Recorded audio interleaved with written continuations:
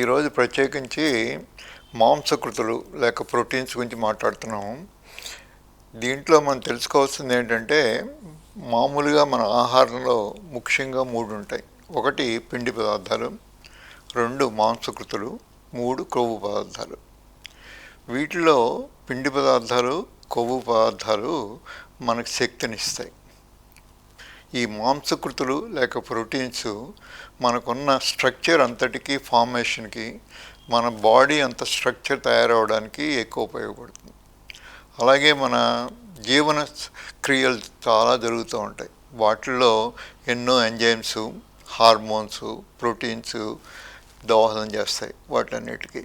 ఈ ప్రోటీన్స్, ఈ ఎంజైమ్స్ లేకపోతే మనం బతికే అవకాశం కూడా ఉండదు. మాంసకృతులు అన్నవి మనం వృక్ష సంబంధించిన వాటిలో మాంసకృతులు ఉంటాయి. అలాగే జంతు సంబంధించిన మాంసకృతులు ఉంటాయి. చాలా కాలం నుంచి, ఒక 25 లక్షల సంవత్సరాల నుంచి మానవులు జంతు సంబంధించిన మాంసకృతులను తిని హంటర్స్ గ్యాదర్స్ అంటారు. చాలా ఏళ్ళు అలాగే జీవనం గడిపాం. కానీ ఒక 10,000 సంవత్సరాల క్రితం నుంచి ఈ వ్యవసాయం చేయడం నేర్చుకుని, తర్వాత వృక్ష సంబంధించిన ఈ మాంసకృతులను కూడా తినడం నేర్చుకున్నాం. ముఖ్యంగా మనకి బ్యాలెన్స్డ్ డైట్లో జంతు సంబంధించినవి, అలాగే వృక్ష సంబంధించిన మాంసకృతులు 2 అవసరం వస్తాయి. ఎవరైనా ఉజ్జాయింపున ఒక 70 కేజీల మనిషి ఉన్నారు అనుకుంటే, వాళ్ళల్లో లీన్ బాడీ మాస్ అని అంటారు. లీన్ బాడీ మాస్ అని అంటే మన శరీరంలో లేనంత ఫ్యాట్ ఎంత ఉంది, మన వెయిట్ ఎంత ఉంది అన్న దాంట్లో. ఉదాహరణకి 70 కేజీల మనిషిలో ఒక 45 కేజీలు దాకా మన బోన్స్, మజిల్స్, వాటరు ఇవన్నీ ఉంటాయి. దాంట్లో ఒక 20% దాకా ఈ కొవ్వు పదార్థం ఉంటుంది. సో ఈ కొవ్వు పదార్థాన్ని తీసేసి మిగతా ఉన్న లీన్ బాడీ మాస్కి ఒక్కొక్క కేజీకి 1 గ్రాము ప్రోటీన్ అవసరం వస్తుంది. ముఖ్యంగా ఉదాహరణకి మనం తీసుకున్నప్పుడు 70 కేజీల యావరేజ్ మనిషిగా సగటు మనిషిని తీసుకున్నప్పుడు ఒక 40-45 గ్రాములు రోజుకు అవసరం వస్తుంది. ఇంతకన్నా తగ్గినప్పుడు, ముఖ్యంగా దాంట్లో 0.5, 0.6 కన్నా తగ్గినప్పుడు ఎన్నోటువంటి ఆరోగ్య సమస్యలన్నీ వస్తాయి.